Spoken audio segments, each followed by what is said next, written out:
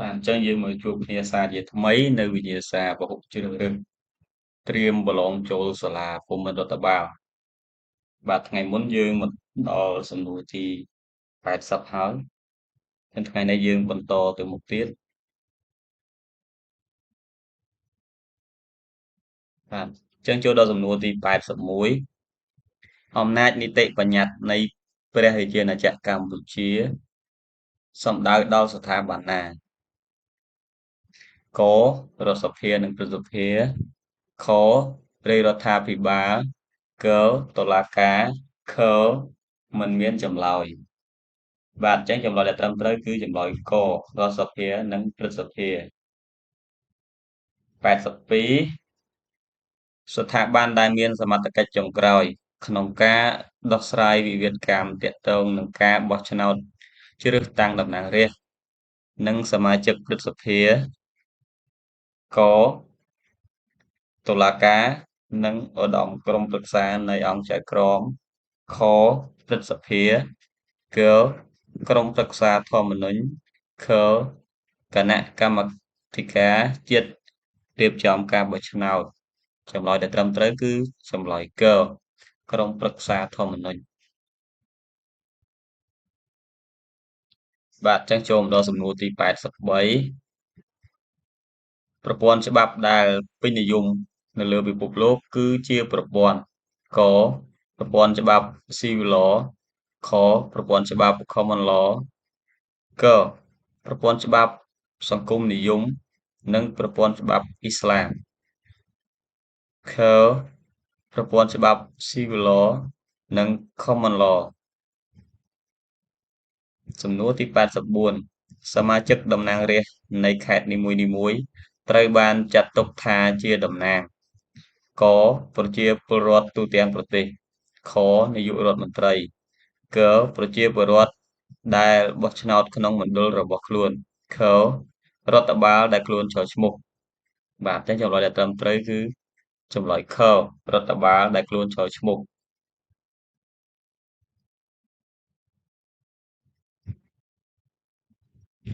បាទអញ្ចឹងយើងទៅមុខទៀត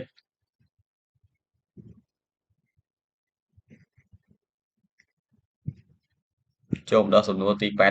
85ក្រុមប្រឹក្សាធម្មនុញ្ញមានសិទ្ធិអំណាចកអនុម័តរដ្ឋធម្មនុញ្ញខត្រួតពិនិត្យរដ្ឋធម្មនុញ្ញភាពនៃច្បាប់កត្រួតពិនិត្យនិត្យានុកូលភាពខត្រួតពិនិត្យភាពស្របច្បាប់នៃលិខិតបទដ្ឋានគតិយុត្តសំណួរទី86តាមរយៈការកំណត់ដោយរដ្ឋធម្មនុញ្ញនៃព្រះរាជាណាចក្រកម្ពុជាបច្ចុប្បន្នរាជទាយាទដែលអាចឡើងគ្រងរាជ្យសម្បត្តិជាប់ខ្សែស្រឡាយកព្រះបាទអង្គឌួងស៊ីសុវត្ថិនិងនរោត្តមខព្រះបាទនរោត្តមសីហនុកព្រះបាទជ័យវរ្ម័នទី7ខព្រះមហាក្សត្រិយានីបាទអញ្ចឹងចម្លើយដែលត្រឹមត្រូវគឺចម្លើយកព្រះបាទអង្គឌួងស៊ីសុវត្ថិនិងនរោត្តមសំណួរទី87អំណាចបានមកពីកជ្រើសតាំងតែងតាំងចាត់តាំងខការបំពេញភារកិច្ចកការបញ្ជាពីថ្នាក់លើខការសម្រេចចិត្តខ្លួនឯងបាទអញ្ចឹងចម្លើយដែលត្រឹមត្រូវគឺចម្លើយកជ្រើសតាំងតែងតាំងចាត់តាំងសំណួរទី88ការផ្លាស់ប្ដូរគណៈរដ្ឋមន្ត្រីសម្រេចដោយរបៀបណាកដោយនាយករដ្ឋមន្ត្រីខដោយសភាកដោយប្រជាពលរដ្ឋខដោយគណៈបកនយោបាយបាទអញ្ចឹងចម្លើយដែលត្រឹមត្រូវគឺចម្លើយខដោយសភាសំណួរទី89បើវចនា2និងអភិក្រមទាំង5សម្ដេចនាយករដ្ឋមន្ត្រីមានប្រសាសន៍នៅកថ្ងៃទី11ឆ្នាំ2019នៅកោះពេជ្រខថ្ងៃទី9មករាឆ្នាំ2019នៅកោះពេជ្រកថ្ងៃទី13មករាឆ្នាំ2019នៅកោះពេជ្រខ ថ្ងៃទី10មករាឆ្នាំ2019នៅកោះពេជ្របាទអញ្ចឹងចម្លើយដែលត្រឹមត្រូវគឺចម្លើយកថ្ងៃទី11ឆ្នាំ2019នៅកោះពេជ្រសំណួរទី91សមាជិករាជរដ្ឋាភិបាលមានកនាយករដ្ឋមន្ត្រីឧបនាយករដ្ឋមន្ត្រីទេសរដ្ឋមន្ត្រីរដ្ឋមន្ត្រីរដ្ឋលេខាធិការអនុរដ្ឋលេខាធិការខសម្ដេចឯកឧត្តមលោកជំទាវរដ្ឋមន្ត្រីទេសរដ្ឋមន្ត្រីរដ្ឋមន្ត្រីប្រតិភូរាជរដ្ឋាភិបាលកនាយករដ្ឋមន្ត្រីឧបនាយករដ្ឋមន្ត្រីទេសរដ្ឋមន្ត្រីរដ្ឋមន្ត្រីខឯកឧត្តមលោកជំទាវរដ្ឋមន្ត្រីទេសរដ្ឋមន្ត្រីរដ្ឋមន្ត្រីប្រតិភូរដ្ឋាភិបាលបាទតែចម្លើយដែលត្រឹមត្រូវគឺចម្លើយកនាយករដ្ឋមន្ត្រីឧបនាយករដ្ឋមន្ត្រីទេសរដ្ឋមន្ត្រីរដ្ឋមន្ត្រីចូលដល់សំណួរទី92ស្នូលនៃយុទ្ធសាស្ត្រចតុកោណក្នុងទម្រង់អភិបាលកិច្ចមានកការកែទម្រង់និងលើកកម្ពស់សមត្ថភាពស្ថាប័នខការកែទម្រង់ថ្នាក់ក្រោមជាតិកពង្រឹងសមត្ថភាពការងារវិស័យរដ្ឋបាលថ្នាក់ជាតិបាទអញ្ចឹងចម្លើយដែលត្រឹមត្រូវគឺចម្លើយកពង្រឹងសមត្ថភាពការងារវិស័យរដ្ឋបាលថ្នាក់ជាតិសំណួរទី93បាទអញ្ចឹងសំណួរទី93មុខតំណែងអ្វីដែលតែងតាំងដោយព្រះរាជក្រឹត្យកប្រតិភូរាជរដ្ឋាភិបាលខអភិបាលខេត្តក្រុងកប្រធានមន្ត្រីខអភិបាលក្រុងស្រុកខណ្ឌអញ្ចឹងចម្លើយដែលត្រឹមត្រូវគឺចម្លើយកប្រតិភូរាជរដ្ឋាភិបាលសំណួរទី94អភិបាលក្រុងត្រូវតែងតាំងដោយកព្រះរាជក្រឹត្យខប្រកាសរដ្ឋមន្ត្រីក្រសួងមហាផ្ទៃកអនុក្រឹត្យខមិនមានចម្លើយត្រឹមត្រូវបាទអញ្ចឹងចម្លើយដែលត្រឹមត្រូវគឺចម្លើយកអនុក្រឹត្យសំណួរទី95តំណាងរាស្ត្ររដ្ឋសភានេតិកាលទី6របស់កម្ពុជាមានចំនួនក120រូបខ123រូបក125រូបខមិនមានចម្លើយត្រឹមត្រូវបាទអញ្ចឹងចម្លើយដែលត្រឹមត្រូវគឺចម្លើយក125រូបសំណួរទី96តើជំពូកទីប៉ុន្មាននៃរដ្ឋធម្មនុញ្ញឆ្នាំ1993ដែលចែងអំពីការគ្រប់គ្រងរដ្ឋបាលកជំពូកថ្មីបាទសំទោសកជំពូកទី13ថ្មីខជំពូកទី14ថ្មីកជំពូកទី15ថ្មីខជំពូកទី16ថ្មីបាទតែចម្លើយដែលត្រឹមត្រូវគឺចម្លើយកជំពូកទី13ថ្មីសំណួរទី97នីតិកាលរដ្ឋសភានៃព្រះរាជាណាចក្រកម្ពុជាមានរយៈពេលក6ឆ្នាំខ5ឆ្នាំក7ឆ្នាំខ4ឆ្នាំបាទចាញ់ចម្លើយដែលត្រឹមត្រូវគឺចម្លើយខ5ឆ្នាំសំណួរទី98គោលការណ៍ដិតច្ចានុគោលភាពកជាអាជ្ញាធរដែលមានអំណាចឋានានុក្រមខ្ពស់ជាងគេមានអំណាចក្នុងការលុបការកែប្រែសេចក្តីសម្រេចរបស់មន្ត្រីក្រមបង្គាប់ខលិខិតបទដ្ឋានគតិយុត្តដែលមានឋានានុក្រមនៅកម្រិតទាបត្រូវដាច់ខាតអនុវត្តអនុលោមតាមលិខិតគតិយុត្តដែលមានឋានានុក្រមខ្ពស់ជាងកផ្ដល់អំណាចដល់អាជ្ញាធរក្នុងការសម្រេចនិងដាក់ចេញវិធានដោះស្រាយផ្អែកលើស្ថានភាពជាក់ស្ដែងខកំណត់សមត្ថកិច្ចជាប់ចំណងរបស់អាជ្ញាធរបាទចឹងចម្លើយដែលត្រឹមត្រូវគឺចម្លើយខលិខិតបទដ្ឋានគតិយុត្តដែលមានឋានានុក្រមនៅកម្រិតទាប ត្រូវដាច់ខាតអនុវត្តអនុលោមតាមលិខិតគតិយុត្តដែលមានឋានានុក្រមខ្ពស់ជាងសំណួរទី99តើកម្មវិធីនយោបាយរបស់រាជរដ្ឋាភិបាលនីតិកាលទី5នៃរដ្ឋសភានិងយុទ្ធសាស្ត្រចតុកោណដំណាក់កាលទី3រួមជាមួយគ្នាគឺជាឯកសារក្របខ័ណ្ឌគោលនយោបាយគ្រប់ជ្រុងជ្រោយសម្រាប់រៀបចំផែនការអ្វីរបស់ជាតិកផែនការអភិវឌ្ឍសេដ្ឋកិច្ចសង្គមគិច្ច5ឆ្នាំលើកទី1ខផែនការអភិវឌ្ឍសេដ្ឋកិច្ចសង្គមគិច្ច5ឆ្នាំលើកទី2កផែនការយុទ្ធសាស្ត្រអភិវឌ្ឍជាតិបច្ចុប្បន្នកម្ម2009ដល់2018ខផែនការយុទ្ធសាស្ត្រអភិវឌ្ឍជាតិបាទតែចម្លើយដែលត្រឹមត្រូវគឺចម្លើយខផែនការយុទ្ធសាស្ត្រអភិវឌ្ឍជាតិចឹងយើងចូលមកដល់សំណួរទី100ព្រះរាជក្រឹត្យអនុក្រឹត្យប្រកាសដាក់ឲ្យប្រើប្រាស់តាមបែបណាខ្លះកតាមបែបបញ្ជាតែងតាំងកំណត់តាមបែបបញ្ញត្តិទូទៅនិងបទបញ្ញត្តិឯកតភូតខតាមបែបសរសេររៀបរាប់បញ្ជាកតាមបែបចង្អុលតែងតាំងបុគ្គលបាទតែចម្លើយដែលត្រឹមត្រូវគឺចម្លើយខតាមបែបសរសេររៀបរាប់បញ្ជាសំណួរទី101សេចក្តីព្រាងច្បាប់មានប្រភពព្រាងបឋមដោយផ្នែកណាកដោយរដ្ឋសភាឬព្រឹទ្ធសភាខដោយរាជរដ្ឋាភិបាលកដោយអង្គភាពជំនាញខ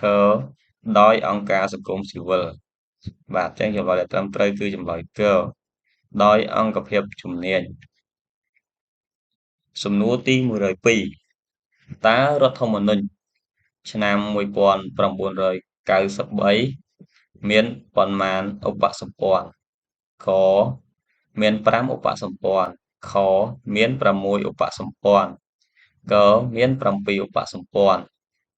ខមាន8ឧបសម្ព័ន្ធបាទតែចម្លើយដែលត្រឹមត្រូវគឺចម្លើយកមាន7ឧបសម្ព័ន្ធសំណួរទី103តើកម្ពុជាបច្ចុប្បន្នប្រកាន់យករបបគ្រប់គ្រងរដ្ឋាភិបាលបែបណាកសាធារណរដ្ឋខរាជានិយមផ្ដាច់ការ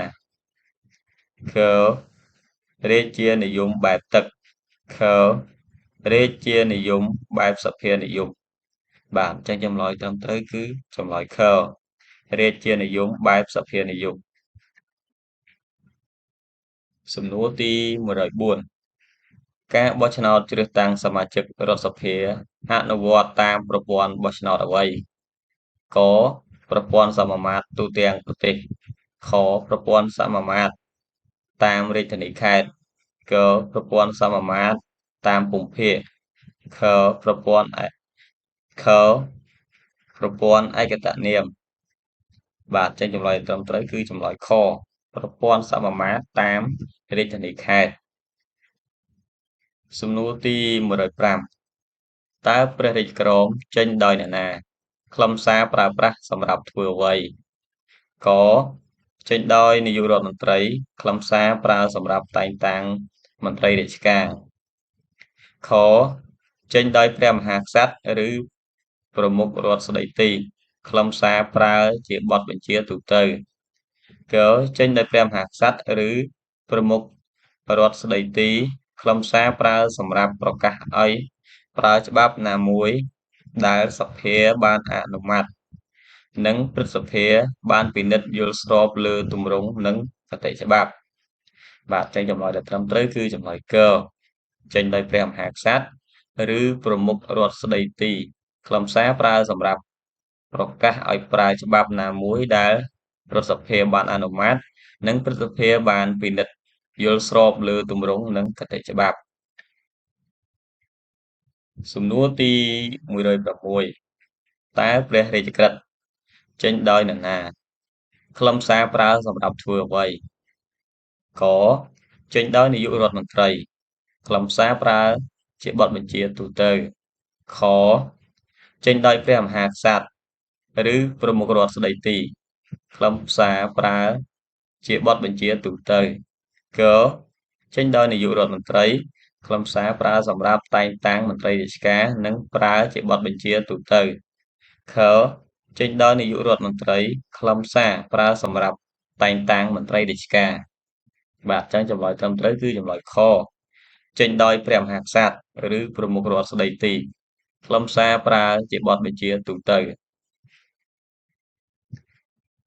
សំណួរទី107តើប្រកាសចេញដោយអ្នកណាខ្លឹមសារប្រើសម្រាប់ធ្វើអ្វីក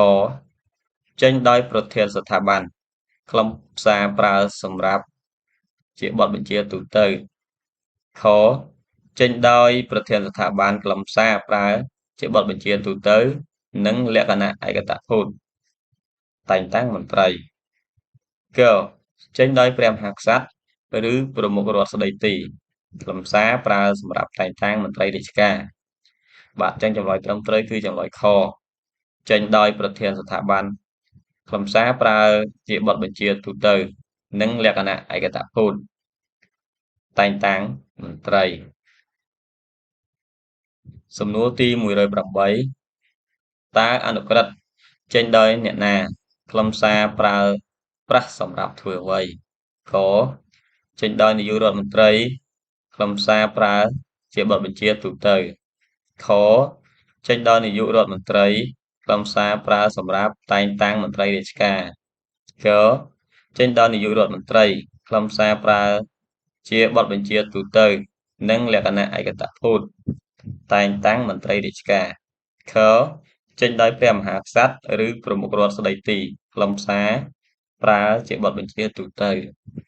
បាទអញ្ចឹងចម្លើយត្រឹមត្រូវគឺចម្លើយកចេញដោយនាយករដ្ឋមន្ត្រីខ្លឹមសារប្រើជាបទបញ្ជាទូទៅនិងលក្ខណៈឯកតភូតតែងតាំងមន្ត្រីរាជការសំណួរទី109តើសេចក្តីព្រាងច្បាប់មួយ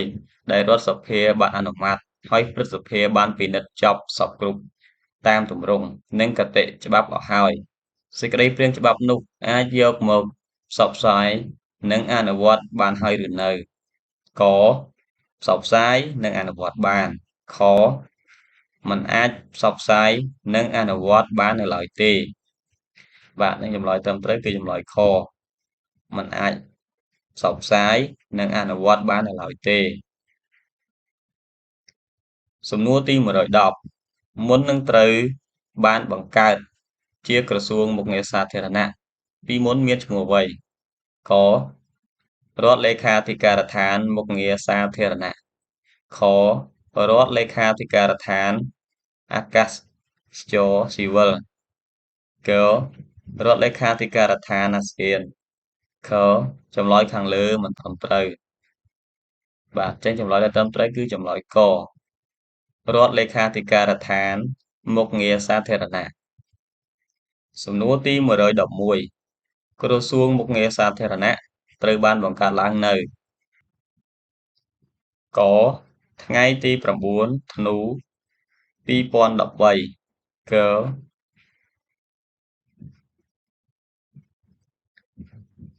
កថ្ងៃទី9ខែធ្នូ2013ខថ្ងៃទី8ខែធ្នូឆ្នាំ2013កថ្ងៃទី7ខែធ្នូឆ្នាំ2013ខចម្លើយខាងលើមិនត្រឹមត្រូវទេបាទអញ្ចឹងចម្លើយត្រឹមត្រូវគឺចម្លើយកថ្ងៃទី9ខែធ្នូឆ្នាំ2013បាទអញ្ចឹងសំណួរទី112ក្រសួងមុខងារសាធារណៈត្រូវបានបង្កើតឡើងដោយលិខិតបទដ្ឋានគតិយុត្តកអនុក្រឹត្យខព្រះរាជក្រឹត្យកច្បាប់ខចម្លើយខាងលើមិនត្រឹមត្រូវបាទអញ្ចឹងចម្លើយដែលត្រឹមត្រូវគឺចម្លើយកច្បាប់សំណួរទី113ប្រជាពលរដ្ឋខ្មែរទាំងពីរភេទអាចចោទឈ្មោះឲ្យគេបោះឆ្នោតជ្រើសតាំង ជាតំណាងរាស្ត្រដែលមានអាយុយ៉ាងតិចក25ឆ្នាំ ខ27ឆ្នាំ គ26ឆ្នាំ ខចម្លើយខាងលើមិនត្រឹមត្រូវបាទអញ្ចឹងចម្លើយដែលត្រឹមត្រូវគឺចម្លើយក25ឆ្នាំសំណួរទី114គោលនយោបាយឈ្នះឈ្នះរបស់សម្ដេចតេជោហ៊ុនសែនគឺកធានាអាយុជីវិតមុខរបរចិញ្ចឹមជីវិតនិងទ្រព្យសម្បត្តិខធានាអាយុជីវិតនិងទ្រព្យសម្បត្តិកធានាអាយុជីវិតនិងមុខរបរចិញ្ចឹមជីវិតខมันមានចម្លើយត្រឹមត្រូវទេបាទតែចម្លើយដែលត្រឹមត្រូវគឺចម្លើយកធានាអាយុជីវិតមុខរបរចិញ្ចឹមជីវិតនិងទ្រព្យសម្បត្តិសំណួរទី115រដ្ឋធម្មនុញ្ញកម្ពុជាត្រូវបានធ្វើវិសោធនកម្មចាប់តាំងពីឆ្នាំ1993ដល់ឆ្នាំ2024គឺចំនួនក8លើកខ9លើកក7លើកខ10លើកបាទអញ្ចឹងចម្លើយដែលត្រឹមត្រូវគឺចម្លើយខរដ្ឋធម្មនុញ្ញកម្ពុជាចាប់ពីឆ្នាំ1993រហូតដល់ឆ្នាំ2024នេះគឺធ្វើវិសោធនកម្មច្បាប់ហ្នឹងចំនួន10លើកមកហើយសំណួរទី116មាត្រានៃរដ្ឋធម្មនុញ្ញដែលនិយាយថាมันមានទោសប្រហារជីវិតគឺកមាត្រា32ខមាត្រា31កមាត្រា30ខมันមានចម្លើយត្រូវទេបាទតែចម្លើយដែលត្រឹមត្រូវគឺចម្លើយកមាត្រា32សំណួរទី117បទដ្ឋានគតិយុត្តទូទៅមានលក្ខណៈពិសេសកលក្ខណៈទូទៅលក្ខណៈក្រៅបុគ្គលនិងលក្ខណៈបង្ខំខលក្ខណៈទូទៅលក្ខណៈក្រៅបុគ្គលនិងលក្ខណៈមិនបង្ខំកលក្ខណៈទូទៅលក្ខណៈក្នុងបុគ្គលនិងលក្ខណៈបង្ខំខចម្លើយខាងលើត្រូវទាំងអស់បាទអញ្ចឹងចម្លើយដែលត្រឹមត្រូវគឺចម្លើយកលក្ខណៈទូទៅលក្ខណៈក្រៅបុគ្គលនិងលក្ខណៈបង្ខំសំណួរទី118ការរៀបចំផែនការនិងផែនការអភិវឌ្ឍយុទ្ធសាស្ត្រជាតិកើតឡើងដោយកគោលដៅអភិវឌ្ឍប្រកបដោយចីរភាពកម្ពុជាខយុទ្ធសាស្ត្រចតុកោណកនិងខជាចម្លើយត្រូវបាទតែចម្លើយត្រឹមត្រូវគឺចម្លើយកនិងខជាចម្លើយត្រឹមត្រូវ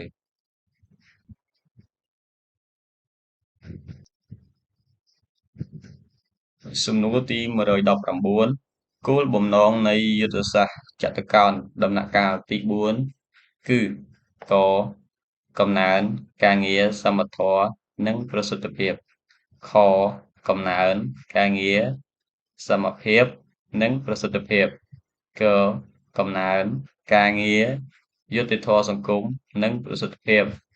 ខចម្លើយខាងលើមិនត្រូវទេបាទចឹងចម្លើយដែលត្រឹមត្រូវគឺចម្លើយកកំណើនការងារសមត្ថភាពនិងប្រសិទ្ធភាព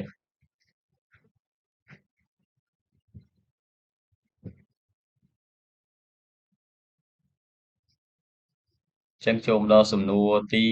120យុទ្ធសាស្ត្រចតុកោណ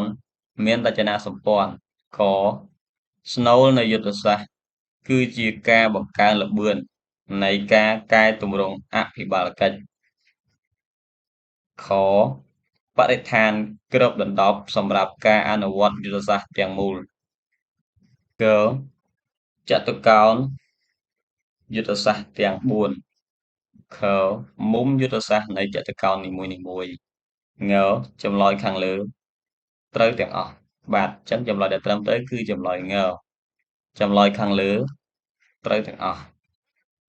បាទអញ្ចឹងសំណួរយើងចប់ត្រឹមប៉ុណ្ណេះសិនអញ្ចឹងយើងរងចាំសំណួរបន្តទៀតនៅវីដេអូក្រោយបាទសូមអរគុណ